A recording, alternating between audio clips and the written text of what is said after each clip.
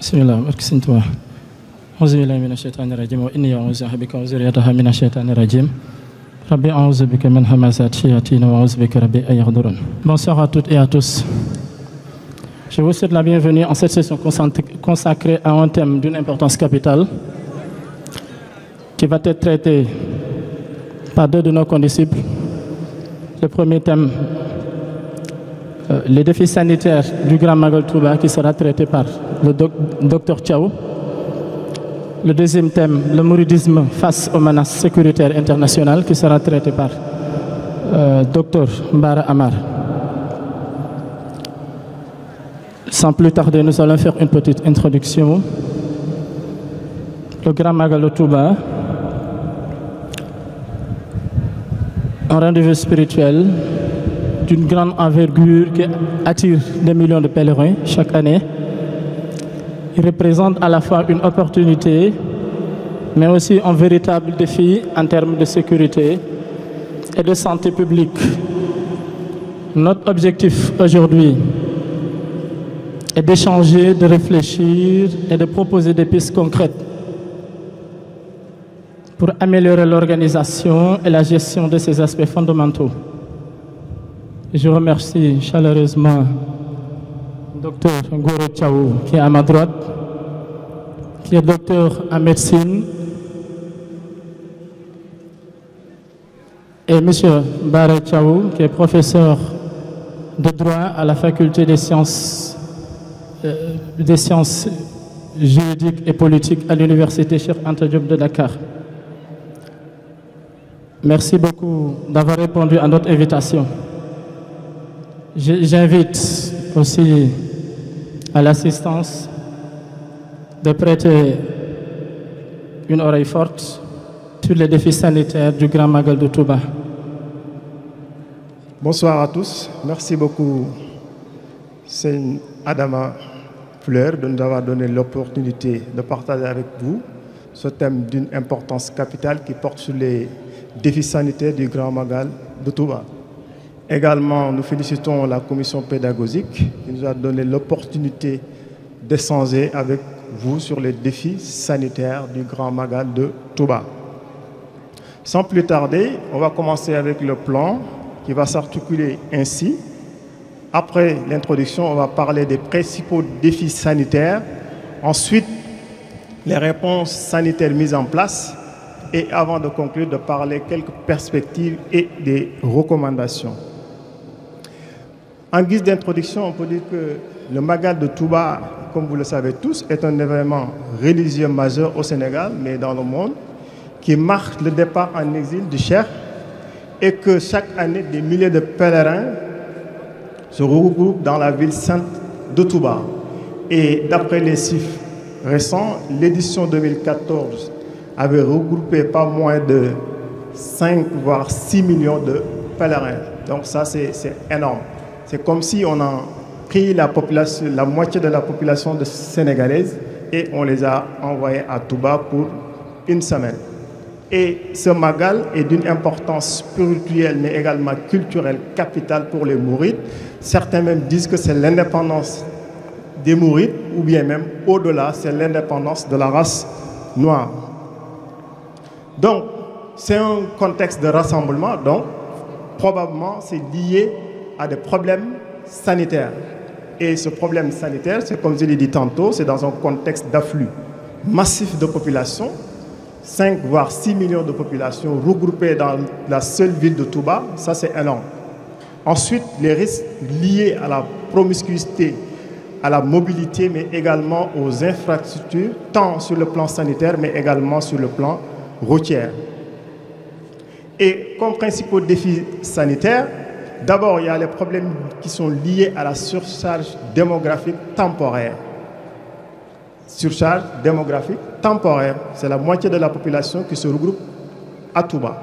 Donc, forcément, ceci va avoir un impact considérable et donc, comme conséquence, ça va entraîner la saturation des structures de santé locales, à savoir les hôpitaux, les postes de santé sont débordés parce que leur nombre de patients est multiplié par 5 voire 10.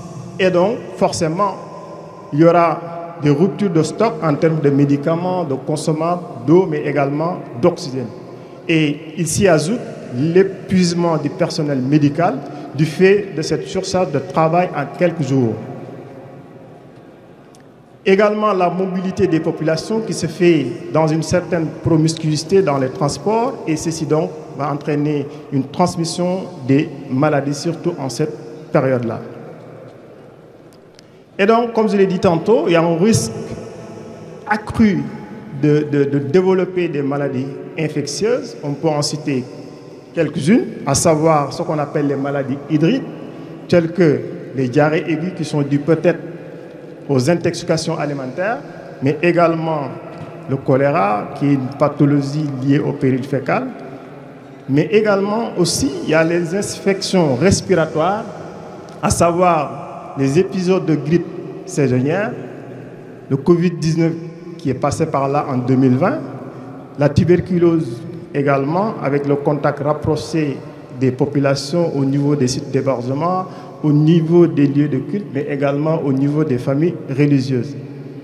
À cela également, on peut citer l'hygiène alimentaire et les intoxications. Les intoxications alimentaires dues au fait de la préparation des aliments, des fois dans certains sites qui ne respectent pas les normes sanitaires requises, mais également la contamination bactérienne, mais également virale. Autre défi également, c'est la gestion qui est liée à l'eau, à l'hygiène, mais également à l'assainissement. Vous savez tous, en période de Magal, il y a un problème énorme d'accès à l'eau potable. Et ceci est dû à la forte demande temporaire en eau qui dépasse souvent les capacités des réseaux classiques. Et de ce fait, les populations, en fonction de leurs moyens, chacun va essayer de trouver les moyens nécessaires pour pallier à ce manque d'eau potable. Et donc vont utiliser des réservoirs qui ne respectent pas les normes, ou bien ils vont stocker l'eau qui ne respecte pas les normes de contrôle sur le plan microbiologique. Et donc cela expose les pèlerins à des maladies hydriques, comme je l'ai cité tantôt, le choléra, les gastro-entérites. Mais également, l'absence d'eau propre peut affecter aussi l'hygiène personnelle, le lavage des mains, le nettoyage des ustensiles, etc. Également, en période de Magal, il y a un problème de latrines publiques. Les infrastructures sanitaires existantes sont souvent en nombre insuffisant, parce que c'est comme si je construis ma maison avec un nombre limité de personnes dans la famille, par exemple 6, je ne vais pas construire des toilettes au-delà de 2, 3, 4, 5. Et qu'en période de Magal, je vais recevoir des parents, des cousins qui, à la maison, vont dépasser, par exemple, des vingtaines, voire des trentaines d'individus dans la maison. Et donc, ceci va faire de telle sorte que les latrines peuvent être rapidement insalibles, par souvent utilisées dans une fréquence énorme, et souvent dans certaines constructions, il y a l'absence de savon qui est propice pour le lavage des mains.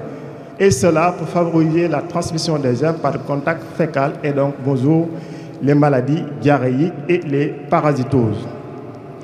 Également, il y a un défi majeur qui est lié aux décès solides qui ne sont pas évacués. Et donc, en période de Magal, il y a l'absence de dispositifs de collecte, mais également de traitement des ordures qui s'accumulent. Il y a les décès alimentaires, les emballages en plastique, les restes de repas qui sont jetés à même le sol. On le voit toujours. Et cette accumulation va constituer un foyer de prolifération microbienne, et surtout en cette période d'hivernage avec la pluie, mais également l'humidité qui est propice au développement des bactéries, mais également des virus.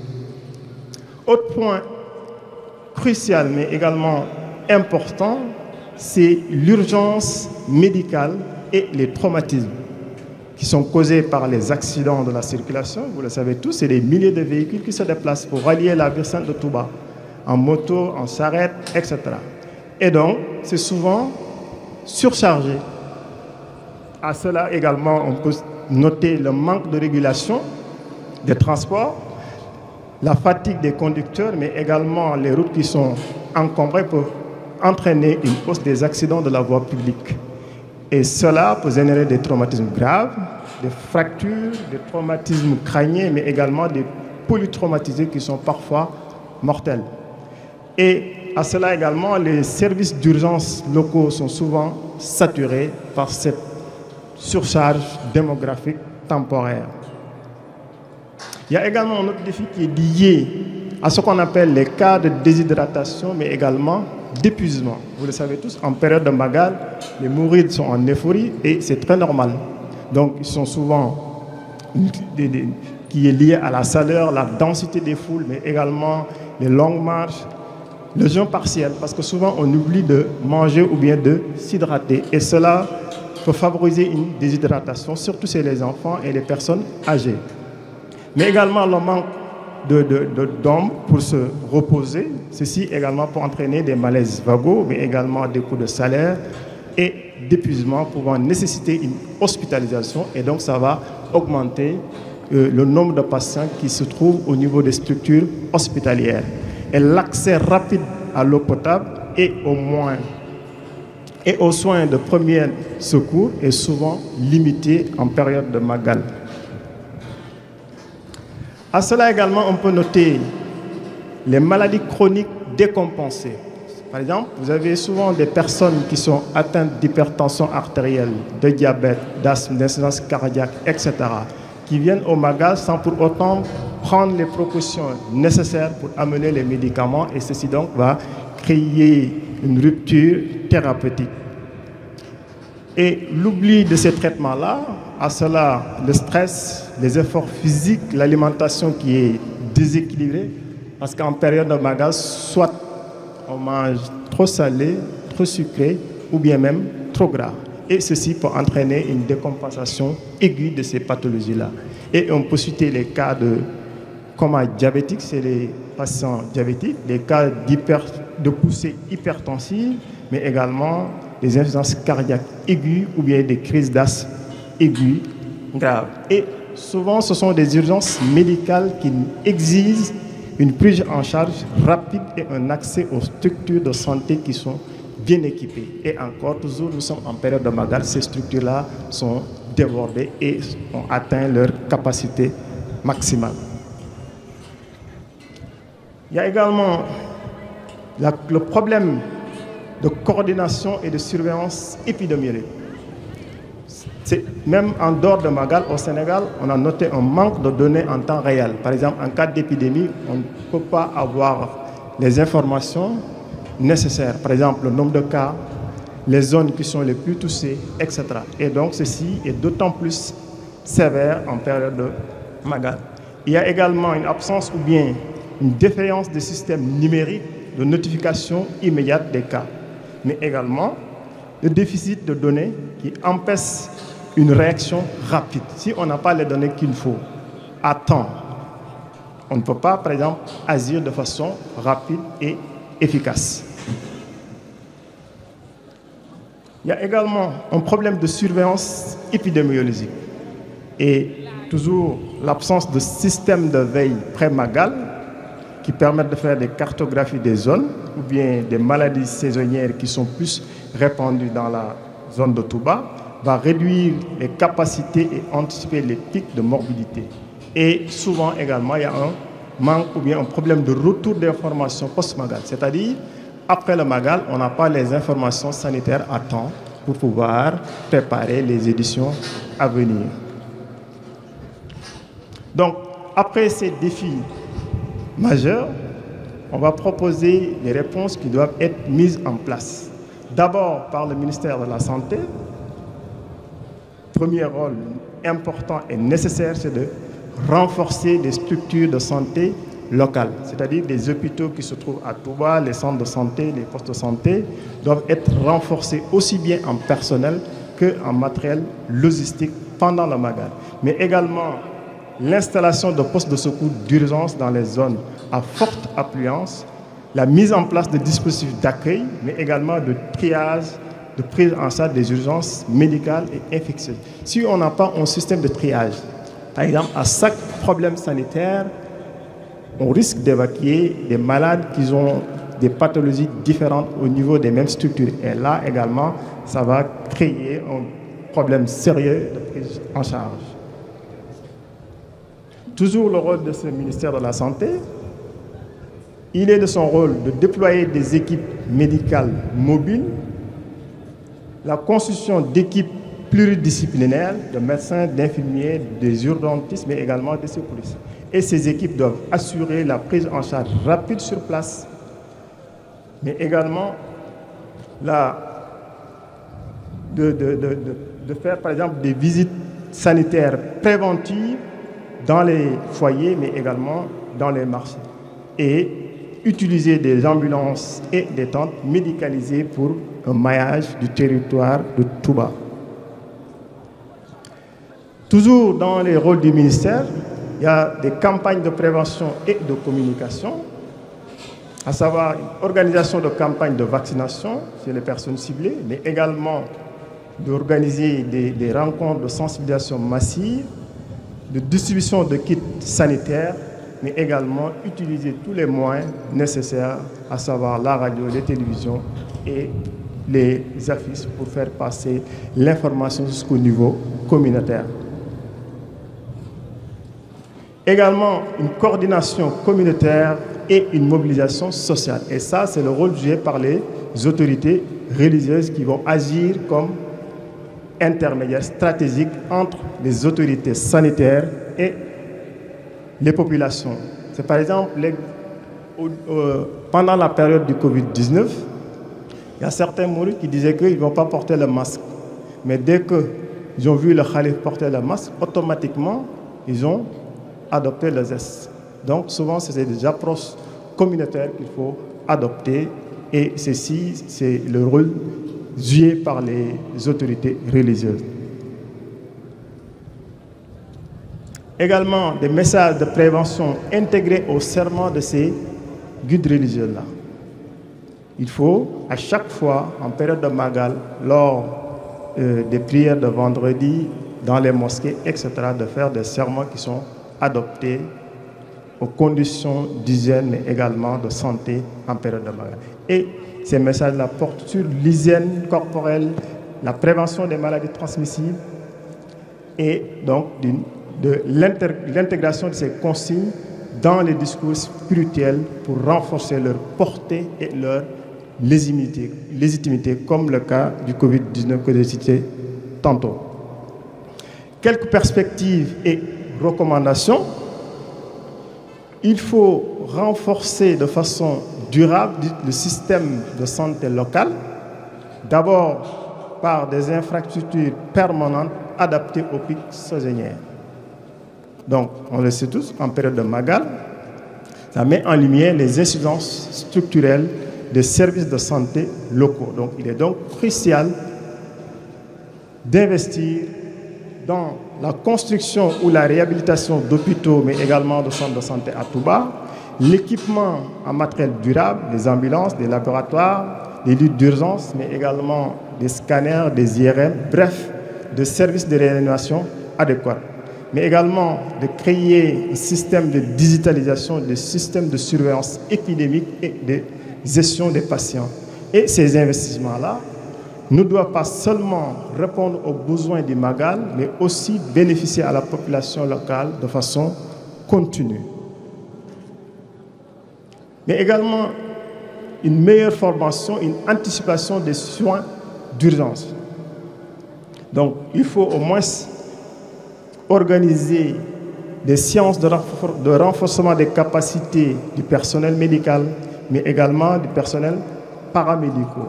Et il est donc nécessaire de mettre en place des plans d'urgence saisonnière intégrés dans les politiques de santé locale. Et ces plans-là doivent inclure des stocks de réserve en médicaments, en matériel, un réseau de communication rapide et efficace.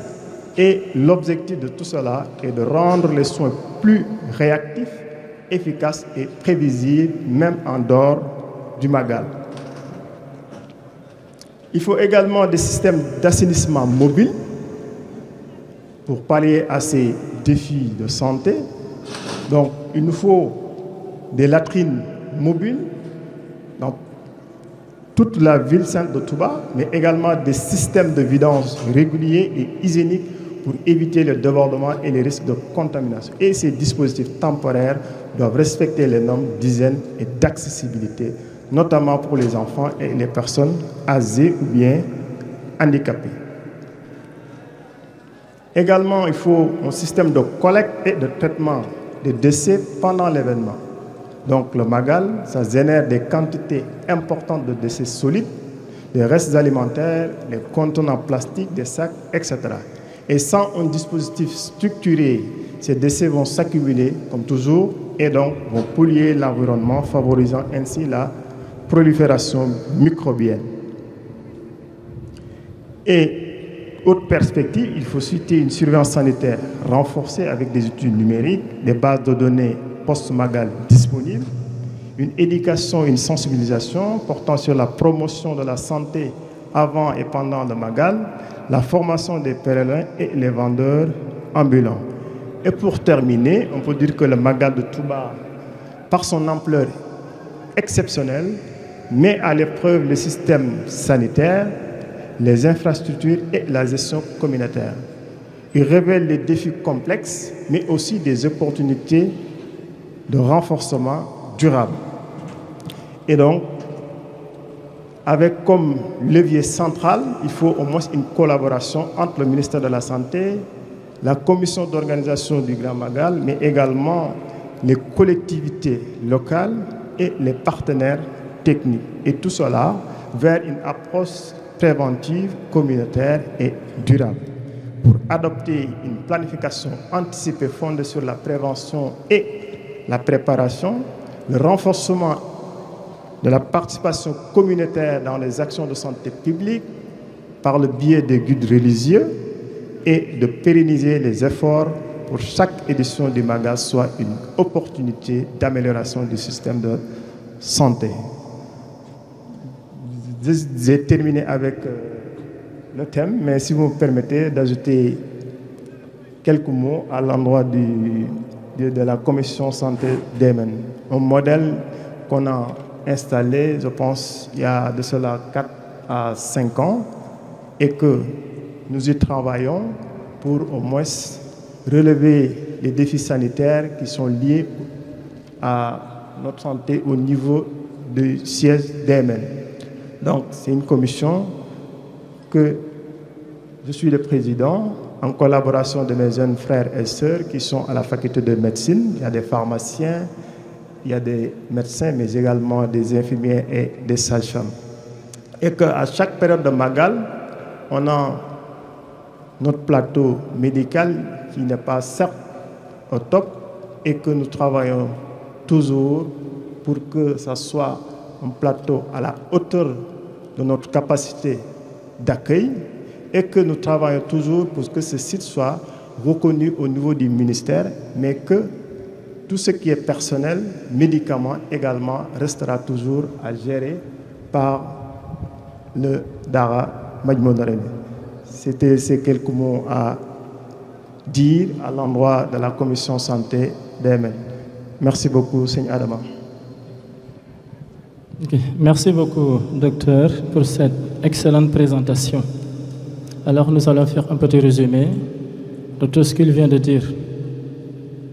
Docteur a d'abord, à l'entame de ses propos, parlé du Grand Magal de Touba qui regroupe des millions de pèlerins chaque année. Alors, une petite ville qui regroupe tant de personnes en ces périodes de canicule, donc il va falloir qu'il y ait des problèmes sanitaires. Alors, il a parlé des défis sanitaires, des problèmes liés aux surcharges, à la saturation des structures de santé. Il a aussi parlé des mobilités de pèlerins. Grâce à cette surcharge, forcément, il y a des transmissions de maladies comme la diarrhée, la tuberculose, des contaminations bactériennes. Il a cité aussi des problèmes liés à l'eau potable, des problèmes aussi liés au traitement des ordures. Aussi, au niveau du transport, il a donné un exemple concernant les chauffeurs. voilà, certains qui ne dorment pas, qui font des allers et retours, cela affecte leur santé et les conséquences qui découlent de cela, ils font très souvent des accidents. Il a aussi parlé du manque de stock. Certainement, tant de millions qui se regroupent dans un endroit, certainement, il y a un problème de stock. Alors, il a aussi parlé des problèmes de coordination et de surveillance épidémiologique. Sur cela, il a proposé des solutions. Docteur, bon, s'adresse certainement au ministère de la Santé. Il conseille une installation de postes de secours d'urgence durant le Magal, le redéploiement des équipes médicales pour assurer la prise en charge rapide des malades, une organisation de campagne de vaccination et aussi faire des messages de prévention aux populations avant le Magal. Alors, le docteur aussi a proposé des perspectives, la réhabilitation des structures sanitaires, des équipements durables adaptés, la mise en place de politiques, de plans médicaux saisonnières. Aussi, vous savez que nous consommons trop durant le Magal, donc certainement nous avons trop d'ordures. Alors, il y a des conséquences, voilà, qui découlent de ces ordures ménagères. Le docteur propose des systèmes d'assainissement mobile. Concernant aussi l'assainissement, il a parlé aussi de l'utilisation abusive des toilettes. Il faudrait qu'il y ait des vidanges adaptés, des systèmes de collecte aussi adaptés, mais mettre en place une base numérique post-Magal. Voilà, en résumé, ce qui, en grosso modo, j'aimerais dire, ou un petit résumé de ce que le docteur vient de dire concernant son thème, les défis sanitaires du Grand Magal de Touba. Donc, merci beaucoup, docteur, pour cette belle présentation.